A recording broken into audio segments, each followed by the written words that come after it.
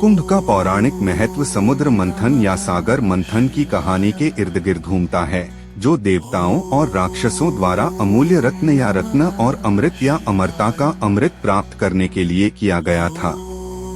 मंदराचल पर्वत मंथन की छड़ी बन गया और नागराज वासुकी ने रस्सी का काम किया। भगवान विष्णु ने स्वयं कछुआ का रूप धारण किया और मंदराचल पर्वत को इस डर से आधार प्रदान किया कि कहीं वह फिसल कर समुद्र में न डूब जाए। यह कहानी हमारे मन के मंथन का प्रतीक है, ताकि हम अपने भीतर गहराई तक जा सकें, जहां से सभी शक्तियां और शुभ चीजें उत्पन्न होती हैं, जो अंततः मुक्ति या अमरता की ओर ले जाती हैं।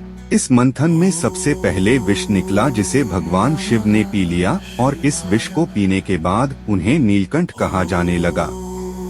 मंथन जारी रहा और कामधेनु निकली।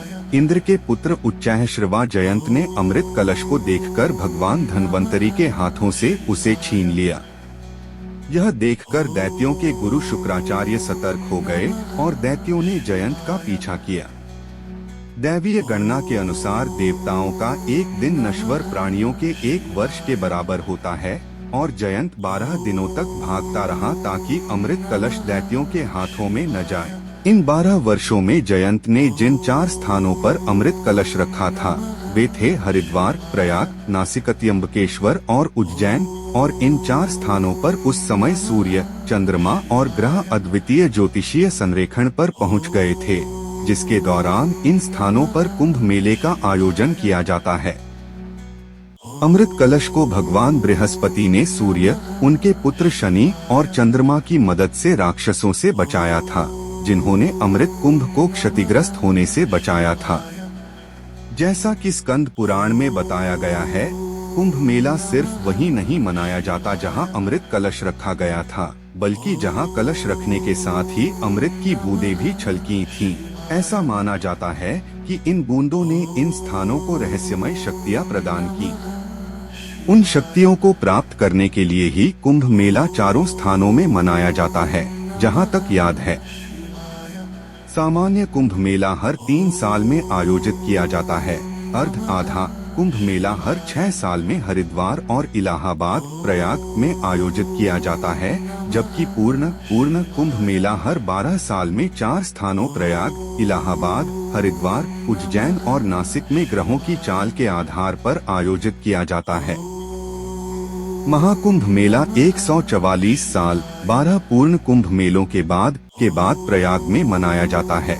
उस अवधि में सूर्य, चंद्रमा और बृहस्पति की विभिन्न राशियों में स्थिति के आधार पर कुंभ मेले का स्थान तय किया जाता है। ज्योतिषीय पहलू। कुंभ का ज्योतिषीय पहलू ग्रहों और सितारों की चाल और उनके निश्चित संरेखण से संबंधित है। वेदों के अनुसार सूर्य को आत्मा जैसा या जीवन देने वाला माना जाता है। चंद्रमा को मन का स्वामी माना जाता है। बृहस्पति ग्रह को देवताओं का गुरु माना जाता है।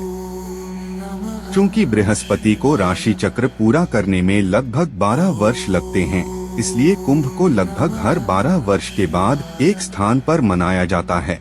जब बृहस्पति कुंभ राशि में प्रवेश करता है और सूर्य और चंद्रमा क्रमशः मेष और धनु राशि में होते हैं, तो हरिद्वार में कुंभ का आयोजन किया जाता है।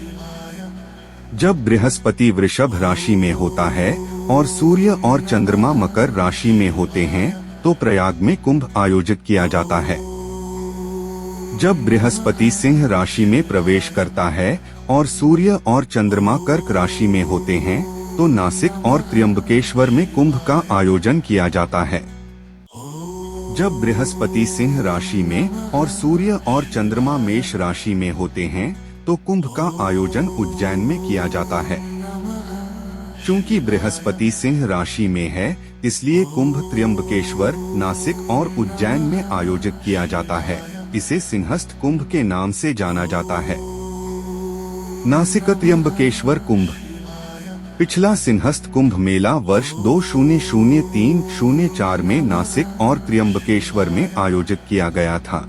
कुंभ महोत्सव आध्यात्मिकता का एक मानवीय समागम नासिक, त्र्यंबकेश्वर, प्रयाग, इलाहाबाद, हरिद्वार और उज्जैन में आयोजित किया जाता है। अर्धकुंभ हर 6 साल बाद प्रयाग और हरिद्वार में आयोजित किया जाता है। कुंभ मेला हर 12 साल में पवित्र नदियों के तट पर आयोजित किया जाता है।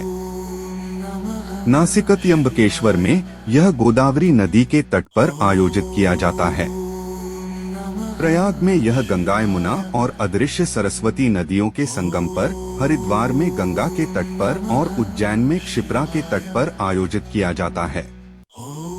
इसकी खासियत यह है कि लाखों लोग बिना किसी बुलावे, सूचना या आमंत्रण के इस महान मेले में भाग लेते हैं। नासिक को दंडकारण्य का हिस्सा माना जाता है, जहां भगवान राम अपने वनवास के दौरान रहे थे। त्र्यंबकेश्वर 12 ज्योतिर्लिंगों में से एक है। पवित्र नदी गोदावरी यहाँ ब्रह्मगिरी पहाड़ियों से निकलती है। त्र्यंबकेश्वर में श्री संत निवृत्तिनाथ की समाधि है, जिन्हें नाथ संप्रदाय का संस्थापक माना जाता है। यह कुंभ इसलिए अनोखा है क्योंकि इसमें वैष्णव अखाड़े और शैव अखाड़े प्रयाग, हरिद्वार और उज्जैन में एक साथ स्नान करते हैं। यहाँ अलग अलग स्नान करते हैं। दोनों संप्रदायों के सन्यासियों के बीच संघर्ष के कारण पेशवाओं द्वारा की गई व्यवस्था के परिणामस्वरूप वैष्णव अखाड़े नासिक में स्नान करते हैं और शैव या सन्यासी उदासीन अखाड़े त्र्यंबकेश्वर में स्नान करते हैं।